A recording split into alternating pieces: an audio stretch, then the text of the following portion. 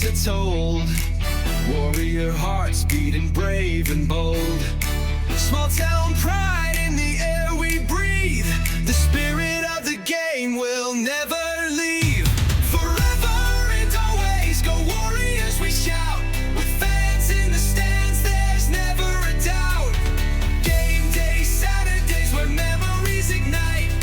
Under the lights we fight the good fight. Welcome to this episode of the Waldorf Gridiron Club podcast. Once again, I'm Troy Thompson sitting here in Andy's chair, because he's not here, that's why I'm sitting, and I just noticed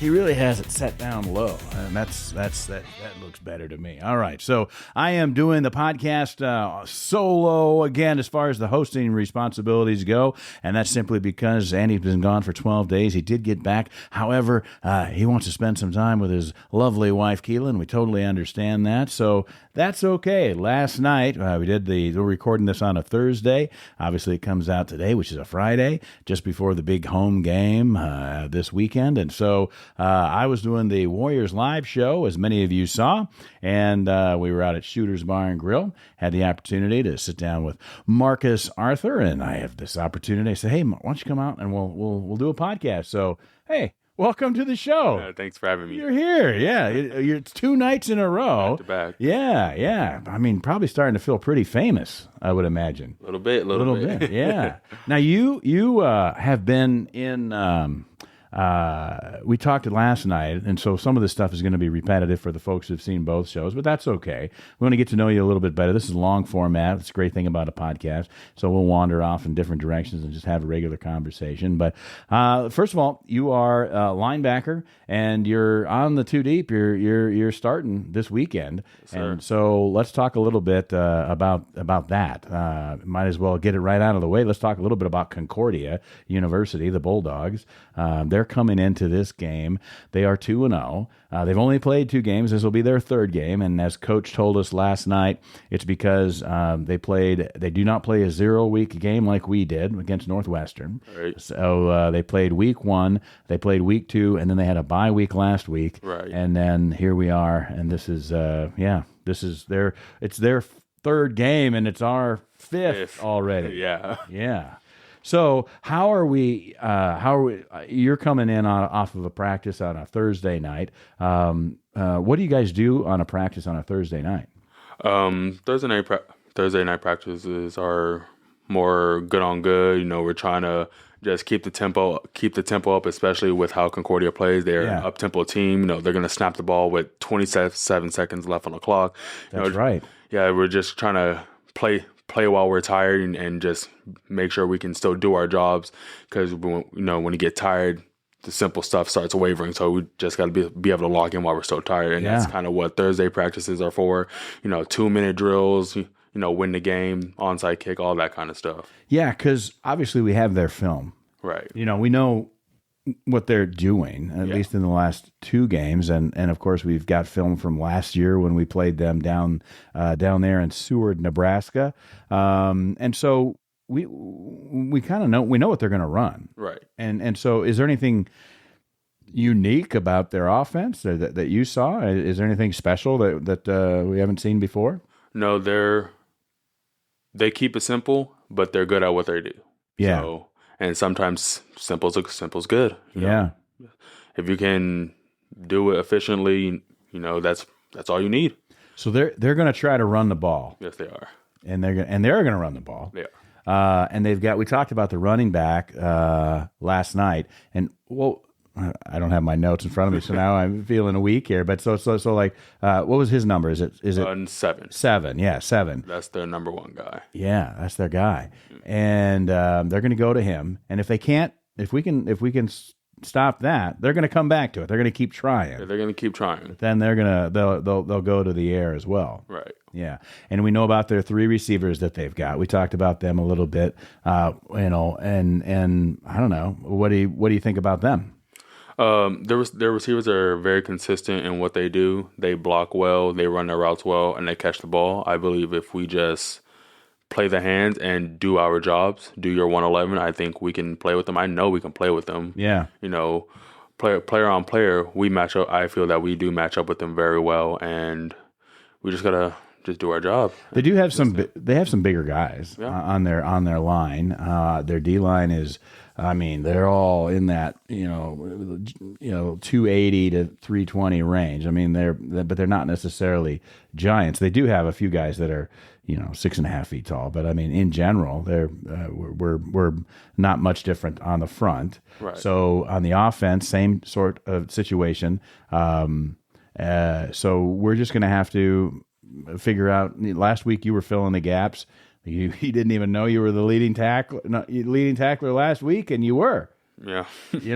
And so to do that, you had to get in there and make things happen. Yeah, put your nose in there. Last week, I talked to Coach about this this past Wednesday on the Warriors Live show, and I feel like he was pretty open and honest about where we are. We know where we are as a record wise, but we also know just there when you get to that point, it can get you down. So is the team down? I mean, no, honestly we're in very good spirits. Trying to keep the energy up, keep morale high. Yeah.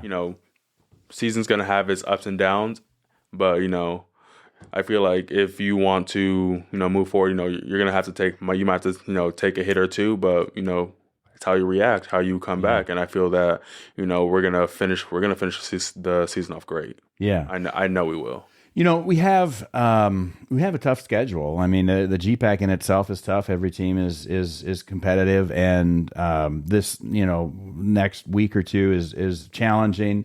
Concordia was 8-2 last year. They didn't get into the playoffs with an 8-2 record. They only play 10 games, which is we have a 10-game season. Last year we had an 11-game season. I think most of the teams in the GPAC are just content with 10 games is all we need. We've got enough games we can play just within our own conference. Right. It's a great conference. There's no need to go out and find a St. Francis or what we were doing before. Right. And in years past, we'd gone out to Michigan and just picking up some other games and stuff like that. So it's kind of nice to just play 10. But they were 8-2 on a 10-game season. Didn't get into the playoffs. I think they were, understandably kind of upset about that. Right. And as Coach said, we were there on Parents' Night last year. It was the first game. They did play a week 0 game last year, right. and that's when we were there in Seward. And sure enough, they graduated, I think, something like 30, 40 guys, right. And then. But their rosters, they're still right up there at 100 and just shy of 150. So they just kind of reloaded, right. And Coach talked a little bit about that. I think it was, who was I thinking? I guess I was talking about the corners that they have.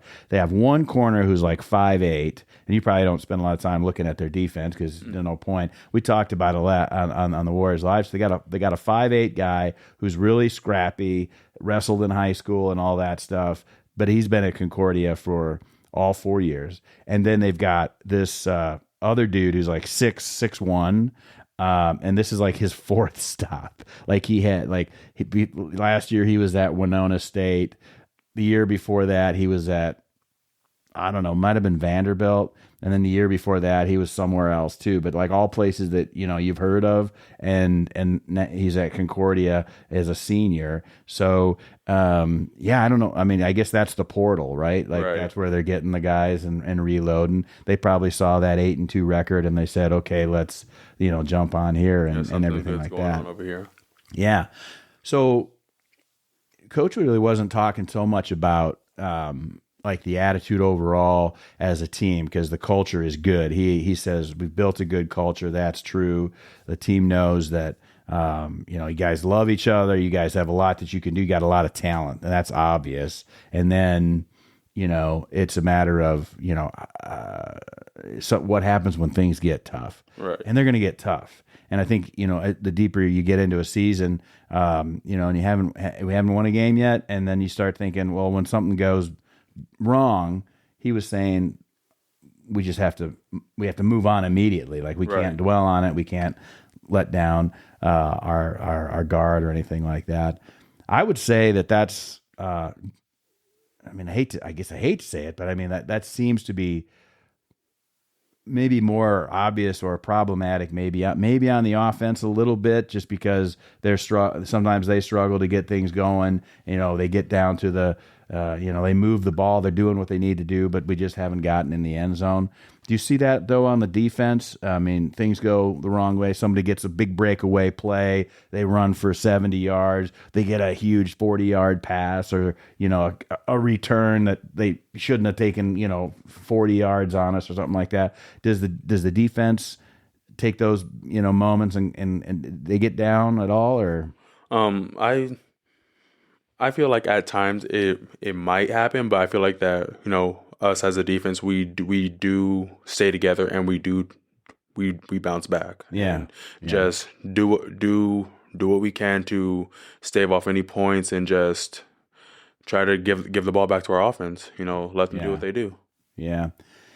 Well, you guys did that last week in Hastings. We're down in Hastings, Nebraska, played Hastings College, and the time of possession was almost equal. I think we had like 29-40, and they had like 30-20 or something like that. I mean, it was something close, very within a minute. Very, very close as far as the time of possession. And so it didn't feel that way, though. I was at the game, and it felt like, man, the defense is out there all the time.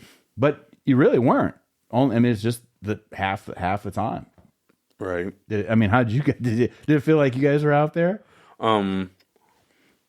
More late in the game, it did feel like we were out there a lot. But when we're out there, we gotta make a statement. You gotta just roll with the punches and just give the ball back to our offense.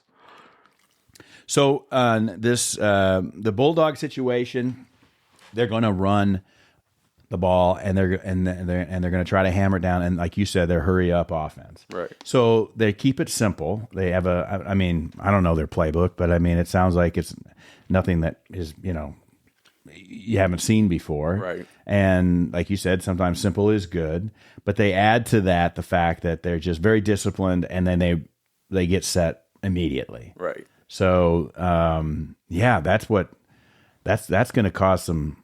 That's going to cause some problems, because we like to, everybody likes to get set up again. So do we have like a rotation, or what we're just playing? How do you practice for that?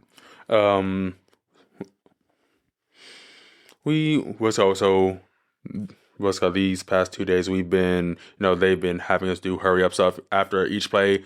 Go touch the sideline, run back next play. Go touch sideline, run back next play. Keep going, and then we'll rotate after that. But they want to get us tired so we can have our lungs up under us and just be able to go and just stay consistent and stay fighting. Does that change your mentality at all when you're going fast too? You're practicing to basically be a hurry up defense. Right. So does that change? Like, does it fire the synapses? You get fired up more, or if you're consciously doing that, and instead of just getting tired or going, oh, we got to do this again. I think it's me. When we're tired, we really gotta focus in. So I don't really think it's more hype. I feel like it's more, hey, this is the call. This is what we're doing. You know what you're doing, and you got to be able to play while you're tired. Stay consistent while you're tired, and I feel like that's what we've been doing this week, and I feel like it's going to translate over to Saturday. And so, in every game, tuning into your keys based on your position is going to be critical. Right. But in this game, in this type of situations, but when it's hurry up, like, you got to know your keys. Yeah, you got to know them and trust them. Trust your eyes. Yeah. You don't want to give away anything spectacular, but obviously you're looking at where do they put the back in different spots? Or is he always lined up the same way? He's 9 times out of 10 in pistol. Okay. And so they're pretty good. And their quarterback, I think he's a senior. He is a senior. Last year he was the backup, and he played against us. He threw, I think, 200 yards, in passing against us. So he got time last year. He's seen us before, and now he's their QB1. with that kind of experience between the quarterback, the running back, and the experience that they've got on their receivers, for example, and even on the line, you said they're pretty disciplined. Right. Like there's probably not a lot of tells. I mean, I would imagine that every offensive lineman knows that if I start pointing my toes a certain way or pointing even my fingers a certain way because my setup or whatever, like you're going to key that, right? And the linemen are going to be looking for little changes like that. And then in the backfield, if the guy's got one step off, pointing a different direction, that can be a key. Right. So those type of things you're looking for. What other types of stuff, just in general, any game are you looking for? Can you even see that where you're at? I can. I would prefer not to say on. You don't want to say what you're looking for. Yeah, don't want to give them any tips. I don't believe. Hey, they could be. This is a very popular show within the G. There's no other podcast in the GPAC that's got a weekly podcast for their football team. So we've had some of their coaches on in the off season, and just as guests, and it's been great conversation. But yeah. So yeah, they and I think that they even last year, I think they did listen because we had that whole summer series where we talked about every town and every school, and we were kind of hard on Seward because that was our first game and we didn't know anything about it. I mean, not hard on them, we just didn't know that they have a Sasquatch museum, for example. You know what Sasquatch is, right? Yeah, Bigfoot? like Bigfoot, right? Yeah. Yeah. I don't know why in Nebraska they have that. It's not like it's associated with the school or anything. It's just part of the town. It's a bigger town than Forest City for sure. But they have a Sasquatch museum. No, was that Hastings? That was Hastings. I'm still a week behind on that. I'm sorry. Sorry, Seward. You don't have a Sasquatch museum. You had the world's biggest time capsule. That's what they had. It was like shaped like a pyramid, and in that time capsule, what do you think it was huge. Like, I mean, it was like, basically they buried a garage is what they did. So they had a couple of cars in there. Oof. Yeah. From 1975. So it was they opened it up this past July. Okay. So the 50 years later. Ooh, I mean, I don't know why. I don't know why they opened it up 50 years later, because in 50 years, like, I'm 50 years old, and so it's like I still remember what the 70s were like as a child. So people are still alive that are way older than me. I don't know if it's that big of a exciting situation to open something up 50 years and see something from 50 years ago. Maybe they should have waited another 50 years. So like most of those, everybody's gone and they're like, what was life like 100 years ago? Maybe if they buried something themselves or one of their parents buried something that they can see, maybe that's, I guess. It was a weird list of stuff. Like they had a Chevy Vega, which is a car, and it wasn't like even a cool car, but they had a Chevy Vega, a brand new Chevy Vega that they put in there. There was another car, I can't remember what kind it was, and then they had like a ladies' brassiere and just a variety of it was packed full of stuff. I never think there's a little motorcycle in there, like all that, So I suppose 50 years later, you could probably fix those things up, and they might be worth something. I don't know. You would think so, especially if they're in good condition. I don't know if the brassiere was really worth anything, but who knows, Well. So they're famous for that. The town is, and it was next to a furniture store for some reason. I remember I stopped by when we went to I traveled out to see the game last year, and we did stop, and I did take a picture by it and everything like that. So I was there, and now it's open. I don't know, maybe they put more stuff back into it. In another 50 years, they'll do something. And then by that time, I'm assuming I'll be pretty close to being gone. I'm probably gone, I'll be 100. So, but they, as a school, they are also a Lutheran school. Concordia is, and they're part of the Concordia system. Have you heard of that? No. So there's like, I don't know how many exactly there are, but let's say there's 7 Concordia schools. So there's I think there's a Concordia, Michigan. I know there's a Concordia that's D2 in St. Paul, Minnesota, or Minneapolis, or whichever one. You've got Concordia, Nebraska, which we play. There's probably a Concordia, Wisconsin, which would make sense because, just in general, they are a very conservative Lutheran school. I think I don't know if they're Missouri Synod or Wisconsin. I don't know which synod they're, but they're very conservative. Whereas like Waldorf and who do we play? Midland, the other Warriors, they're also Lutheran, and they're like ELCA. So like we're like, I guess the more liberal of the Lutheran schools, and then every school in the GPAC is a church school. Right. Yeah. Did that have anything to do with coming to Waldorf? No. No. Do you go to church, or is that a church thing? Not as much as I should. Oh well, we are all in that boat. All in that boat. Grow up going to church and that type of thing. Yeah, and then kind of got to the age where I didn't want to go anymore. So kind of stopped going. But these past few years, I've been trying to just go a little bit more. Yeah. And I know every time before I leave, I go at least 3 or 4 times. Yeah, and so what kind of church? What was Lutheran, Baptist, Methodist, non-denominational, Catholic? Which was it? Christian. Oh, just non-denominational. Yeah. Very good. Yeah.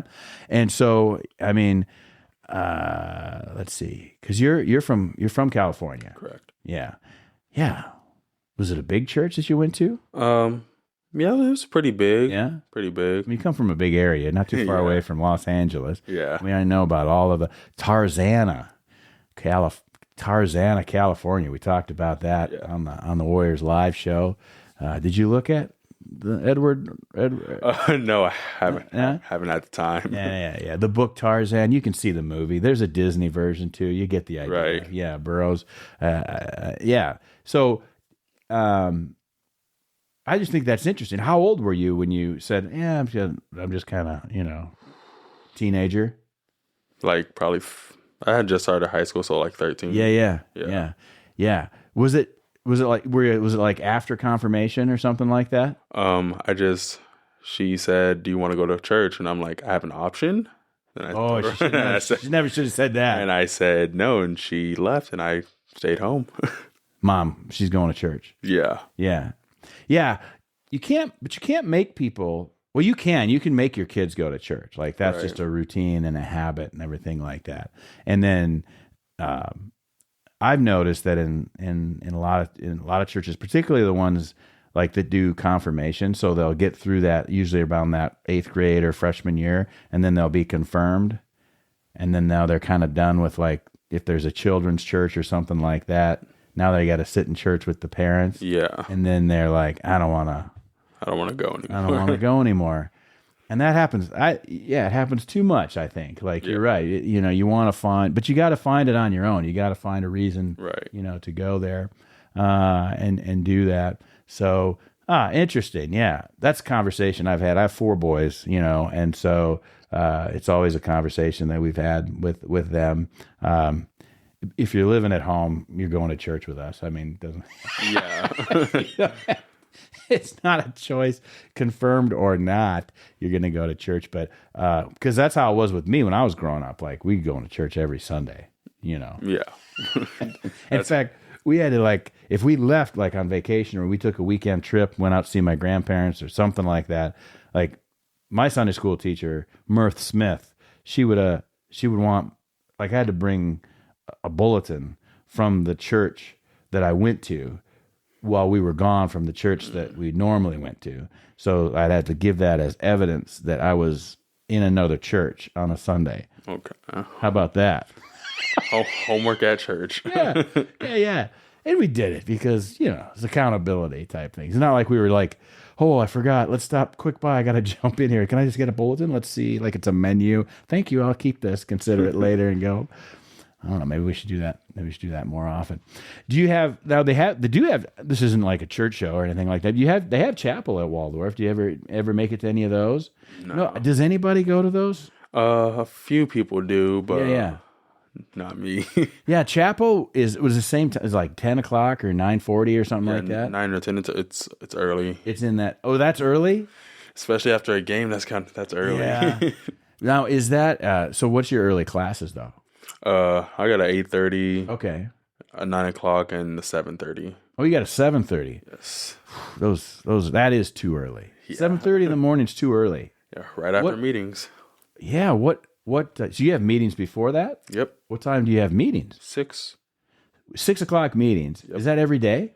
Twice a week. Twice a week. Okay. Twice a week. Yeah. So what time do you have to get up then to trundle on down there? Normally up by 5:15. Okay. Get ready, get myself composed. Yeah. And I'm out the door 5:45.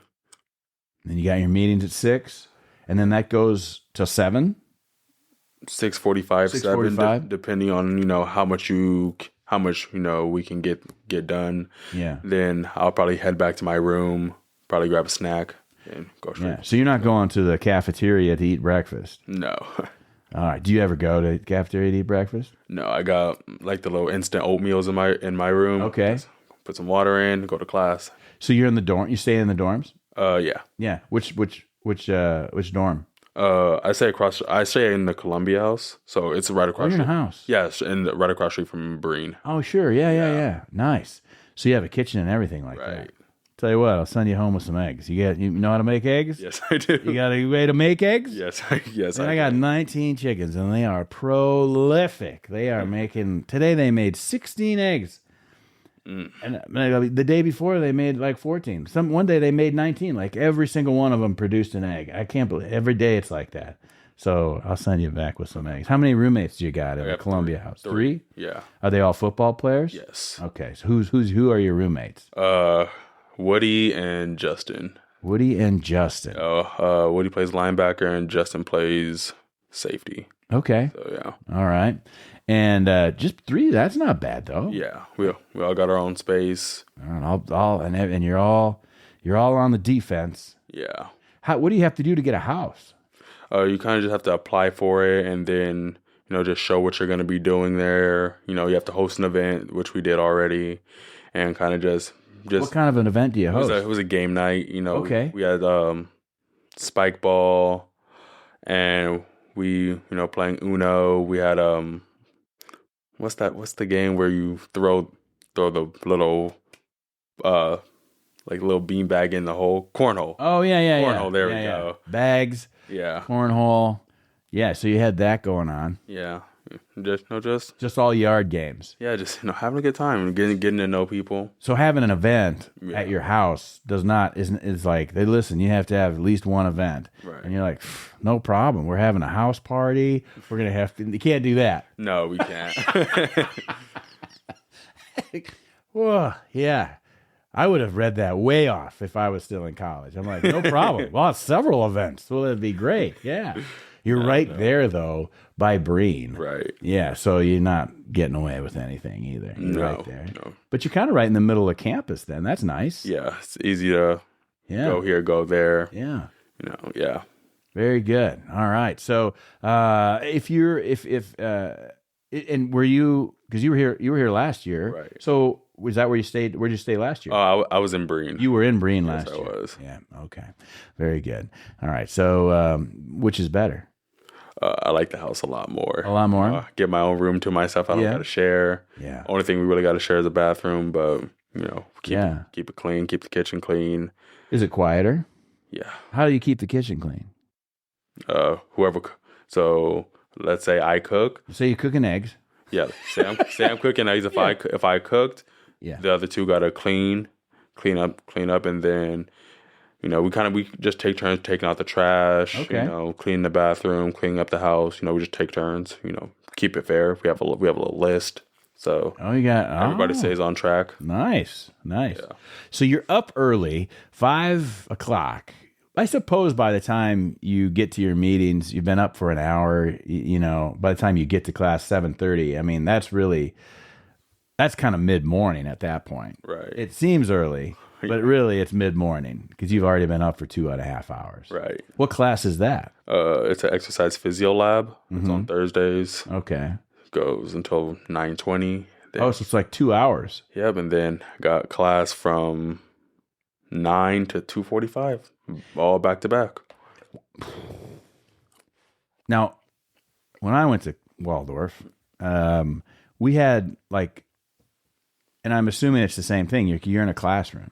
Right. Now this is a physiology class that you're taking at 7:30 in the morning. Yeah. Are you actually doing any body movement, or is it all... Well, so we're in the lab, taking VO2 maxes, flexibility stuff, heart rate, blood pressure, getting ready for next semester when we actually have our clients, that we're going to you get clients? Yeah, we get, a teacher that you got to work with, put through a program, that kind of stuff. They give us more information next semester when we actually get it. So let me get this straight.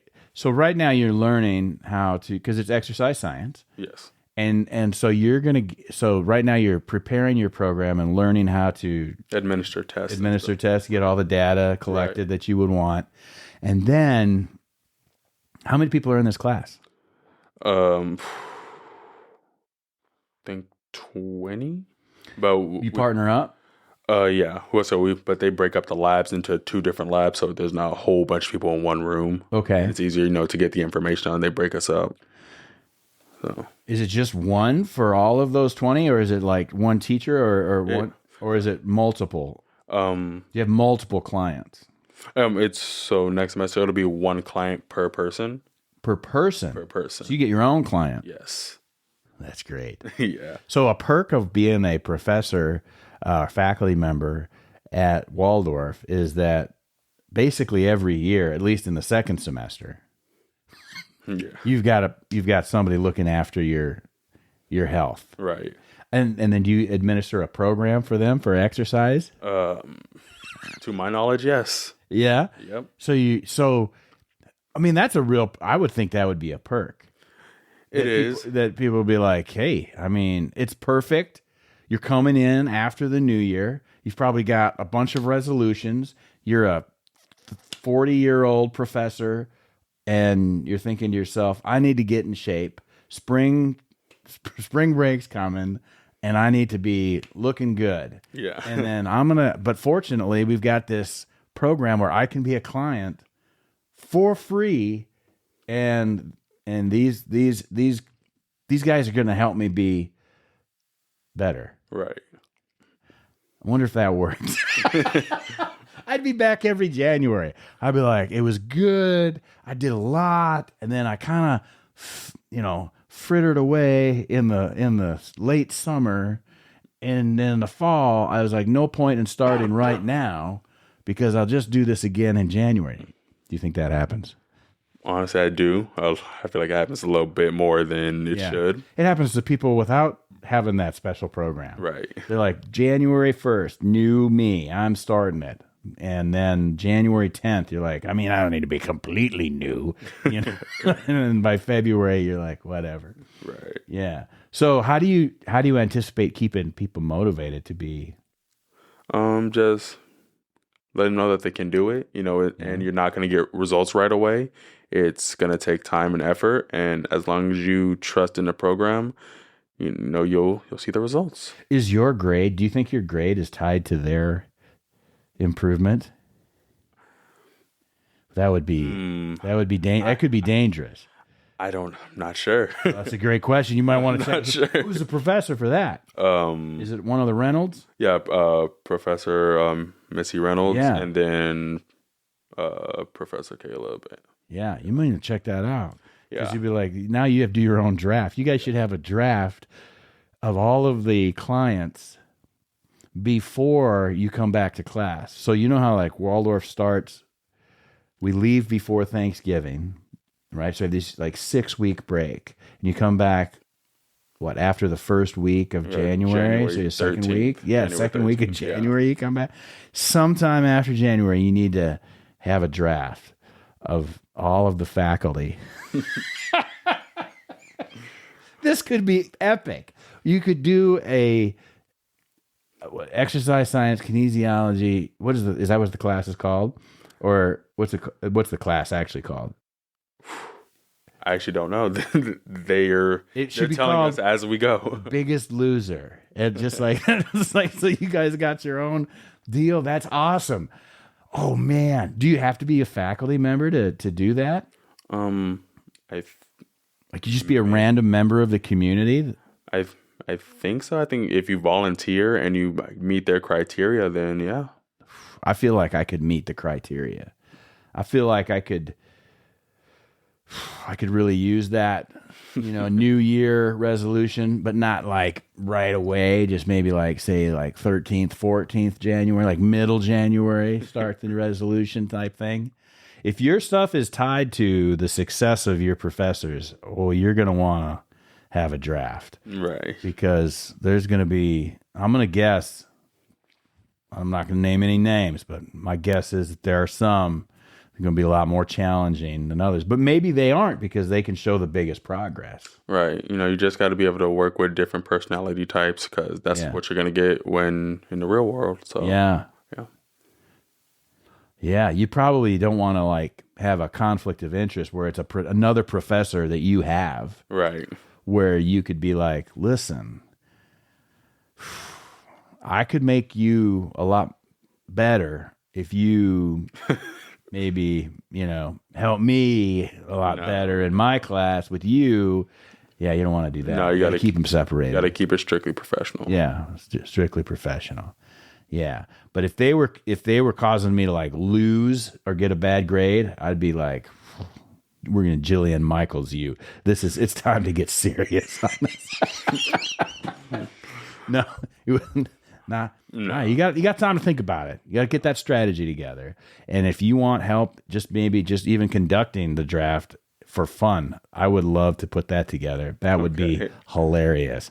I don't think Missy would like it, but there's humor involved in everything. Right. I mean, maybe I don't want to mess up her pool of volunteers either. Right. I don't want to maybe I shouldn't get involved. Maybe I should volunteer. I don't know. All right. So enough of that. So that's the 7:30 class. And then you obviously, and then the rest of your day is pretty full and until 2:30. Is that pretty much every day or is it just Thursday? Tuesday, Thursday, just Tuesdays. I just don't have the lab.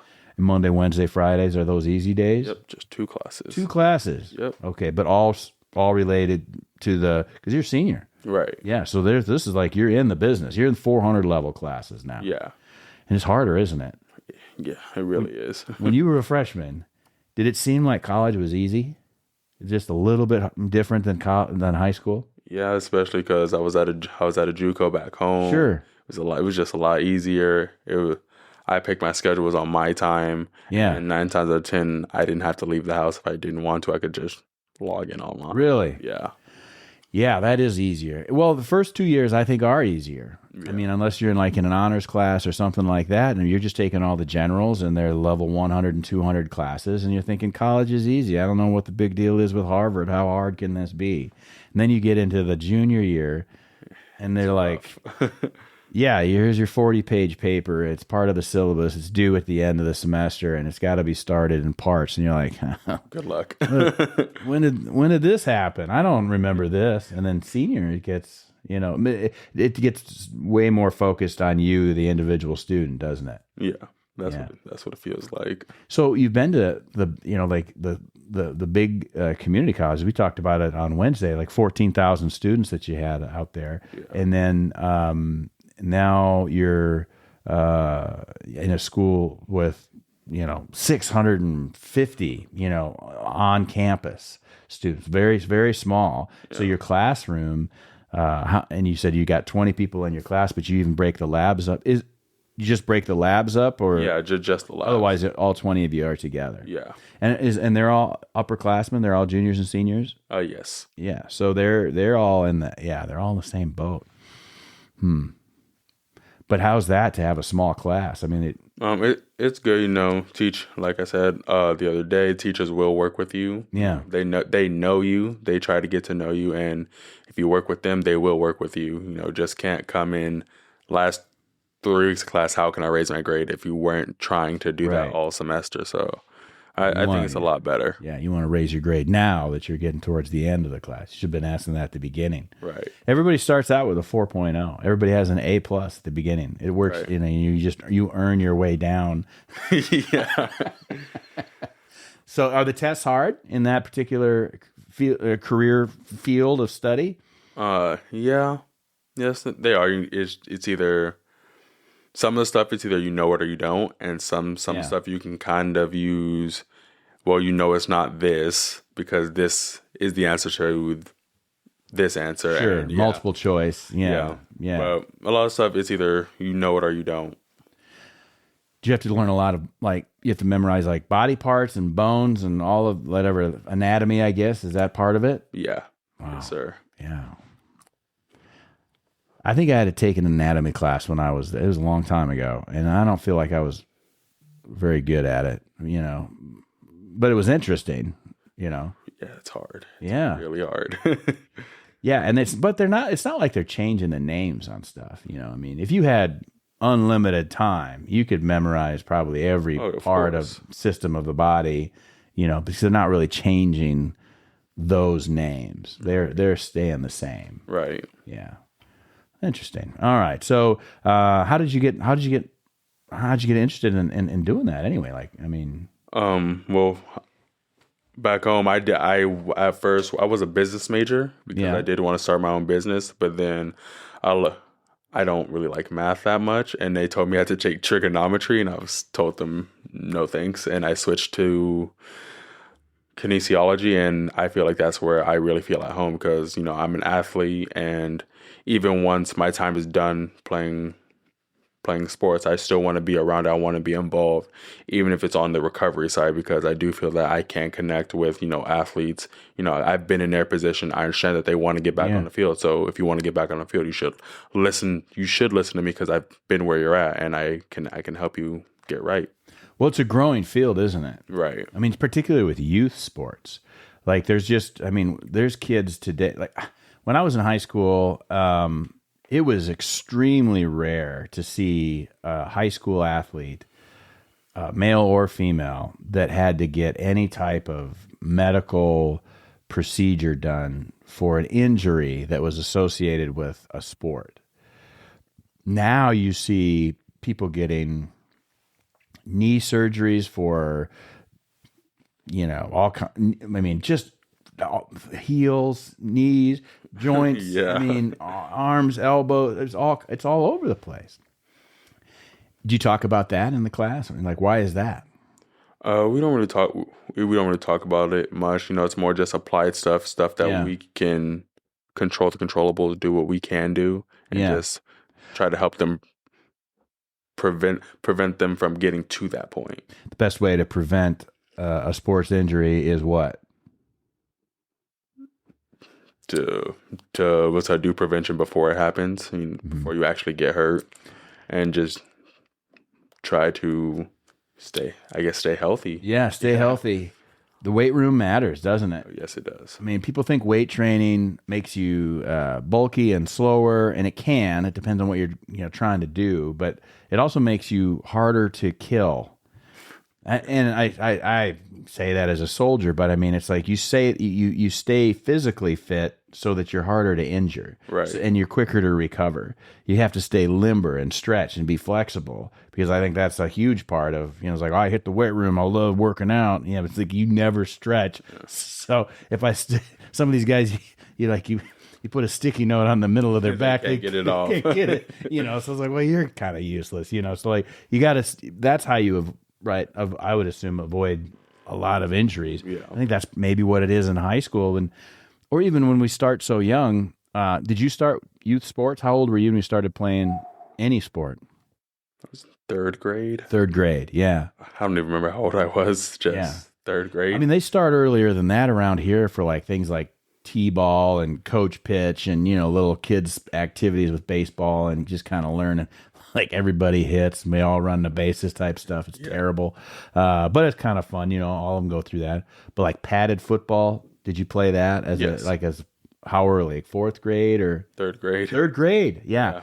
We did it so your teammate, so my son Jack, they had fourth grade. So it was padded football, fourth grade, fourth, fifth, and sixth. And then seventh through, then that's all in the school district and everything like that. And I thought it made him so that they understood the game, and they definitely knew how to block, and they also knew how to tackle. And then my youngest son, who's a junior in high school right now, and I know you guys go to the games when you're home, so game tonight, Friday night, and so sometimes the Warriors will come down, and that's cool that you guys do that. So he plays. They had flag football. They did not have padded football. So you have one brother who had padded football, and it's like that whole group of kids, they're only 2.5, 3 years apart. They're 3 years apart. They all knew how to tackle, like from seventh grade on, And then my youngest son's group that just did flag football, they're still learning how to tackle. They're doing a lot better now that he's a junior, his group is a junior. They've had years of experience. But boy, that seventh grade year, that was rough. They had no idea. They don't just stop running because you put a hand on them, Right. Did you like it as a kid? You must have. Loved it. Yeah. Loved it. You get to play all the positions? No, actually I started off as a lineman. I was a center and a guard. Yeah. That's what I was. I was a guard all the way through high school. I didn't play in college, so I was like, and I loved it. I just loved hitting, but I always kind of resented not being a skilled player. I'm like, skilled player?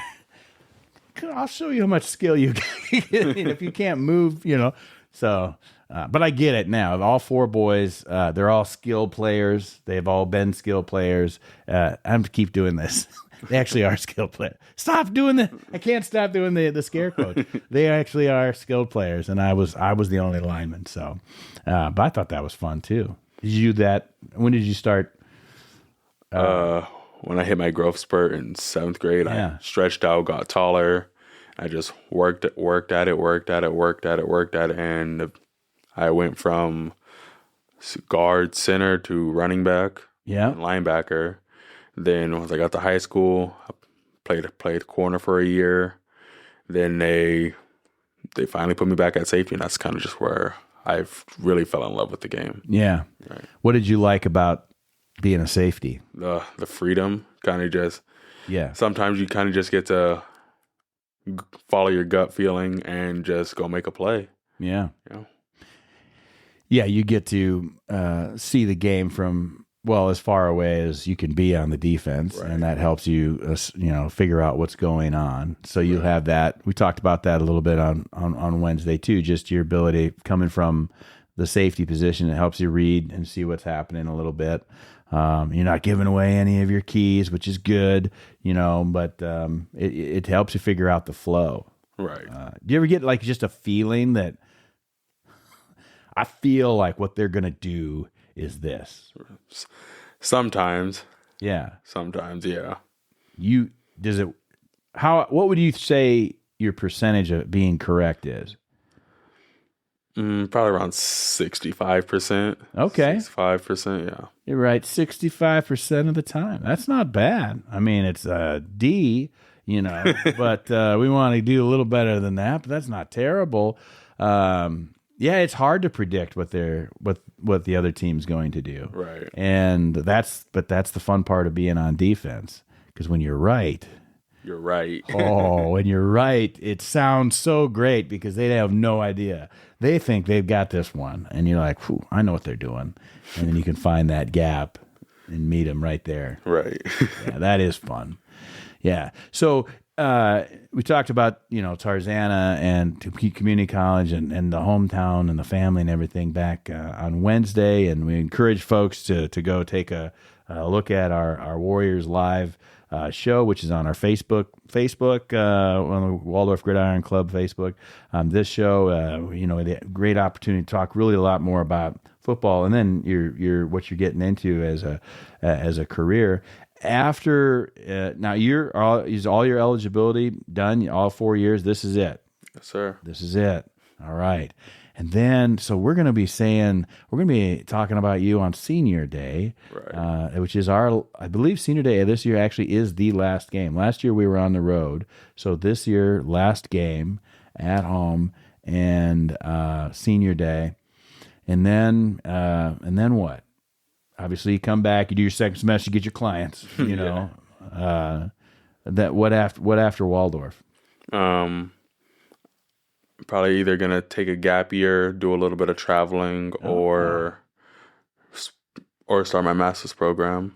You know, it's one of those. Do you have to have a master's to do? Yes. You do. Yes. All right. So this is So okay. So your undergraduate is legitimately toward in the career field. You need a graduate degree. Correct. Yeah. To practice. Yeah.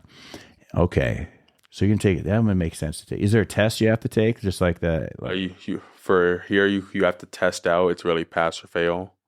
But I mean, like for graduate school. The schools I've looked at, they aren't really tests. You just have to have a certain amount of requirements. Taking these classes and have so many letters of recommendations and have a certain GPA. Yeah, and then if you're on the chance that you don't have that, they might admit you, and you might be on probation. You have to maintain this, or you're kicked out of the program. Yeah. Well, was the GPA part of the consideration for the Columbia House? Yeah, I believe so. Yeah. Yeah. So you're a good student. Yeah. Yeah. So you're planning on getting into that graduate school. Yeah, without a doubt. Yeah, folks. They don't let just every ding dong go live in the house on their own. Like at least not a Waldorf owned house, right? There's plenty of houses around town that right. You can be an absolute ding dong and live in those. Yeah, but in your case, you kind of earn that spot. Right. So that's good to know.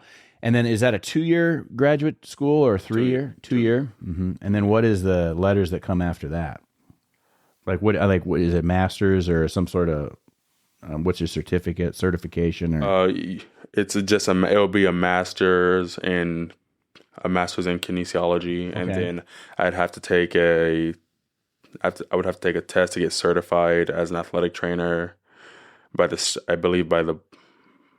board and by the state, and then from there I can start. Yeah, start fixing people, get real clients, right? Get paid. Yeah, yeah. That is exciting. And it's a big program at Waldorf. Right. There's a lot of I think it's a big program. Seems like there's a lot of people in exercise science. There's a lot of people in sports management. I'm not 100% sure what that is, but I mean, like there's a lot of sports management people, and a lot of business, which makes a lot of sense. I think those are probably the biggest programs. Big three. Yeah, and they had a pretty good education program at Waldorf, from what I understand. Yeah. What else do you do on campus? What keeps you entertained? There's a lot of things going on and a lot of different groups. Do you ever check out any of the band concerts or choir or the performances that they do in the theater or any of that stuff? Not really. I guess I keep to myself, hang out, with my teammates, my roommates. Yeah. Just what I do. Don't you have to? Like, you don't have to go and see those things? I thought there was like a humanities credit or something there. Yeah, if you're in artistic expression, then you do have to go. Aside from that, just in that one class? Yep, they make you go to, I think, 3 or 4. Man. And they're always on a Friday, and they're always super late. Well, times have changed. I mean, granted, it's been like 30 years, but like every student had to have like a certain number of humanities credits. I think you had to go to 4 things a year. So you'd go to one of the plays, or maybe a couple of the plays. Maybe you'd go to a concert that the choir put on, or something like. But you had to go, and like you got your little slip, and you had to sign in, sign out. That's right. They don't do that anymore. They still do. But just for that one class, everybody had to do it. That's how they guaranteed having an audience, I'm pretty sure. Probably. It was like, come see our theater show, It was like, you gotta come. Literally, you've gotta come, which is good. All right. Well, that's interesting. Well, what happens as far as like campus life? I mean, you guys are in your own house now. You're a senior. So are there campus events, things like that you guys take part in, or just whenever they have like a bonfire in between, so between J&L and Tanner, we'll go to that. We'll show up at other team sports events, cheer them on, show our support, just try to be good members of the community. What's your favorite other sport to go support? Probably basketball or volleyball. They always keep the energy really high. There's a lot of people there. Yeah, I noticed that. Basketball's fun, and volleyball they never sit down. Like the girls are always standing, and they're always clapping and cheering each other on. Yeah, it's like a lot. I mean, they do. They had a pretty good start to the season, from what I understand. I saw one of their matches, or games, or I don't know which is which. I still don't have that quite figured out. Yeah. But I do go. I like the Waldorf basketball, and that's fun too. And then that can get rowdy. Yes, so it's always fun to see you guys on the other. I always sit on the visitor side. I don't know why. I just always have. But. Yeah. Okay. So, and it's important to those teams too to come out and support. And plus, it's in the winter. I mean, what else are you gonna? You're right. Yeah. Did you ever go to like the Battle of the Bowmen? Yeah, I did go there last year. Yeah. It was good. I didn't understand what was going on, but You're not a wrestler. No. Yeah. I'm not either, and I didn't understand that's the fifth time that I've hosted the battle, fourth or fifth time that I've announced for the Battle of the Bowmen and at wrestling, and I'm getting better at understanding what's going on and the points that are awarded and for what. But my first time I was like, ooh, there's 3 points for something, and it is kind of cool that they do it at the Bowmen, and right. Yeah, get people fired up, and they get their own entrance, and it's really a lot like our hot dog eating contest, to be honest with you, except right. Maybe we're a little messier. Yeah, very good. All right, well, it's game day is tomorrow, and it's a home game versus Concordia University-Nebraska, the Bulldogs, like we talked about. They're coming in 2-0, and it is also Faculty and Staff Appreciation Day at Bolstorff Field, so we want to make sure we say thanks to all of our favorite teachers and to all of the faculty, whether they're our favorites or not, and certainly the staff, all of the folks that make Waldorf run behind the scenes. And so we love our staff, people in the administrative offices, people in the maintenance department, everybody that makes Waldorf University what it is. So faculty, staff appreciation at Bolstorff Field. Make sure you come on, get into the game for free, and most importantly, we just have the opportunity to recognize them. Who you could say probably now as a senior, do you have don't say favorite, it's like, hey, if I were to give you my top 3 people that I really appreciate off the top of my head, or it doesn't have to be 3, however many people you want to say, professors or staff members at Waldorf, who do you got, Marcus? No comment. You got nobody? No comment on that one. Don't say that. Like, listen, he doesn't like any of you guys. Just get me on with it. Yeah. Well, I did have my favorites when I was there. They're no longer at Waldorf. That was a long time ago, and so that you'll obviously have when you graduate. There'll be people that you remember and appreciate. You'll be people that you didn't like either. I've certainly got those. It's just the way college is. But the best part of it is that the friends that you've made along the way, those remain friends and certainly very good acquaintances as you go through life. And that's the cool thing about being a Warrior, because I feel like football team is a family, right? And you got a whole bunch of brothers that are Warriors with you wherever you go. All right, you got anything you want to say to the fans listening to this? It's a big game with Concordia, and we still got 5 games left on the season after tomorrow. What do you want to say? It's not how you start, it's how you finish, and we're gonna finish strong. Finish strong. All right. Well, you heard it here, and he said, actually. Wednesday night, you were saying it was like violent sir. Violent. I was like, yes, we're gonna see some legal violence on the field. Football's a violent game. It's gonna be a whole lot of fun, and watching the Warriors go out and have fun and just knock heads and play our best game on Bolstorff Field at home. Fans love it. Tailgate section's there. The weather's gonna be beautiful. Can't complain about that at all. It is no CM weather. I've noticed. Have you noticed the tiny little black bugs? Man, getting me. yeah. It is no CM weather, folks, and everybody in Iowa knows what that's all about. Especially as harvest starts, they start to come in. It's just irritating. So maybe a little bug spray that does seem to help keep those things off. Can't do anything about it. It's that way all over the Midwest, and they're probably used to it, even down there in Seward, Nebraska, where Concordia is located. All right, appreciate it. Marcus Arthur, the linebacker, going to be on the field, going to be saying his name, making lots of violent tackles, filling that gap, making a huge difference, and maybe being the leading tackler for a second week in a row. But that's not the goal. The goal is to win for the defense, so the offense can get out there. Fantastic. All right. Well, there it is for Andy Buffington, who is not here, but I'm sure he'll be back next week, and we definitely miss him. I'm Troy Thompson, and forever and always, go Warriors.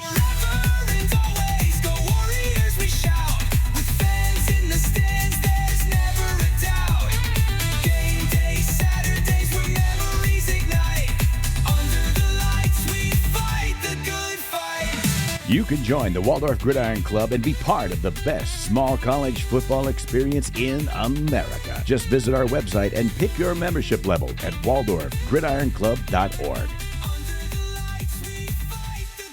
You can also click on the Support the Show link in the show notes to donate.